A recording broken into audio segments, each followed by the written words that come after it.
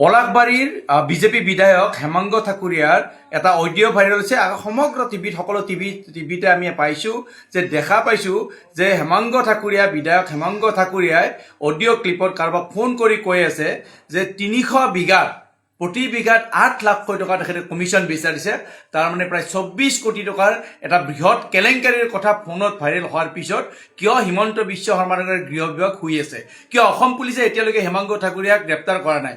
আমি অতি শীঘ্ৰে অসম আৰক্ষীয়ে যাতে হেমাংগ ঠাকুৰীয়াক গ্ৰেপ্তাৰ কৰে তাৰ বাবে আমি আহ্বান জনাইছোঁ। কিয়নো হিমন্ত বিশ্ব শৰ্মা ডাঙৰীয়াসকলে মানে সততে কয় যে তেওঁ ভূমাফিয়া থাকিব নিদিয়ে, মাটিৰ দালাল থাকিব নহয়, মাটিৰ দালাল দেখা মাত্ৰে তেখেতে মানে গ্ৰেপ্তাৰ কৰিম বুলি যেতিয়া কৈছিলে, এতিয়া তেওঁৰ মানে তেখেতসকলৰ বিধায়কে তেওঁৰ মানে নাকৰ তলতে সৰিয়হৰ দুলিতে ভূত ওলাল আৰু হিমন্ত বিশ্ব শৰ্মা ডাঙৰীয়াৰ তেওঁৰ নিজৰ সতীৰ্থ বিধায়ক এগৰাকী যে মাটিৰ দালাল ওলাইছে, গতিকে তেখেতক অনতি পলমে গ্ৰেপ্তাৰ কৰিব লাগে। আমি অসম আৰক্ষীক মানে আহ্বান জনাইছোঁ।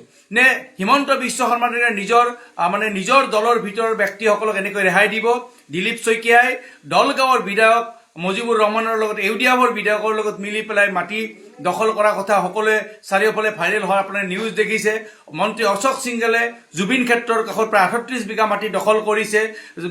অশোক সিংঘালৰ পত্নীয়ে আমাৰ তেওঁ ঢেকীয়াজুলিত মানে মহিলা সমাজৰ মাটি দখল কৰা বুলি অভিযোগ আহিছে। চাৰিওফালৰ পৰা এনেকুৱা আহিছে, দিলীপ শইকীয়াই চৰকাৰী মাটিত ঘৰ বনাইছে, বিজেপিয়ে চৰকাৰী মাটিত অফিচ বনাইছে, তেনেকৈ তেওঁলোকে মাটি দখল কৰি থাকিব আৰু নে এনেকৈ হেমাংগ ঠাকুৰীয়াৰ দৰে বিধায়কে মাটিৰ দালাল ৰাজ চলাই থাকিব?